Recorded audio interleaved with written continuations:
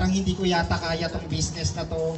Parang, alam mo yun, hindi para Hindi sa para akin. sa akin to. Ganyan, oo, Ap. Anong masasabi mo sa kanila? Na ikaw ngayon, Ap, ay inspirasyon namin, Ap, eh. Kasi kahit ako, Ap, lagi kitang tinatanong, di ba, Ap, nagbi-video call tayo.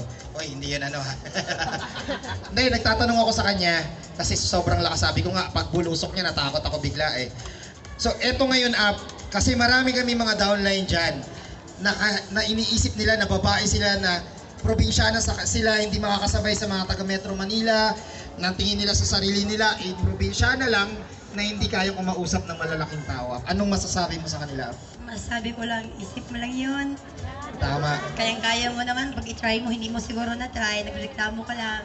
Tama. So, ibig sabihin na sila lang nagsabi sa sarili nila. Tapos po, kasi ganun po ako dati, wala po akong confident. Tama. So, ibig sabihin na, ano sa tingin mo dapat nilang i-enhance para maging katulad mo? Para sa akin, syempre, siguro tama yung narinig natin kanina. Laliman natin yung deepest why, yung dahilan na hindi ka lang nag-uuno na walang purpose. Yun. So, dapat may purpose po. So, ibig sabihin na, ang kailangan nilang maisip, every time na matatakot sila, bakit pa nila to inumpisahan? Parang ganon. Yes. So, kung bakit pa nila to pinaglalaban? Ano ba? Tungkol lang ba to sa pera? Parang ganon. Hindi kasi yung grupo kasi natin ando na tayo sa tinutulungan tayo ng apply natin. Pero iba pang long term, parang family. Kasi Yun. kung pira-pira wala to hindi to abot sa ganito ngayon. Tama. So, eto si Upline ngayon, sabi ko nga po sa inyo, kahit kami mga lalaki, nangatog kami sa sobrang lakas niya ngayon.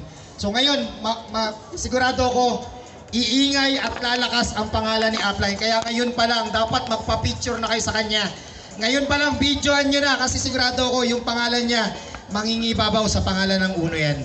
Tama. So si Upline, sa lahat kayo ng mga mga probinsyana dyan, mga Bisaya, wag mo nang ida-down yung sarili mo. Wag mo nang titignan na hindi mo kaya. Alam mo kung bakit? Kasi meron na nandito sa stage na nagpatunay na kaya mo, na ikaw lang nag-iisip na i-down mo yung sarili mo. And yun lang. Maraming salamat. Palakpakan natin si Upline Jemeline Singol. Maraming